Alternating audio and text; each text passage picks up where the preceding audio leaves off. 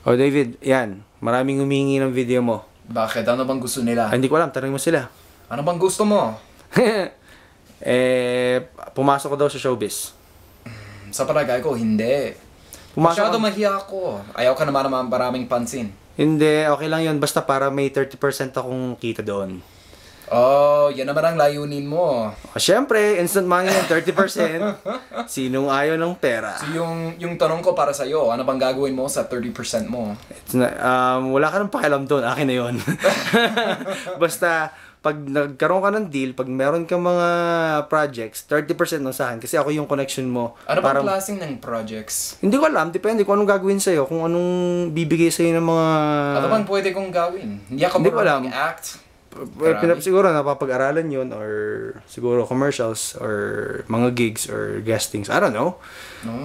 What I care about is that I'm gonna get 30% off your money. Because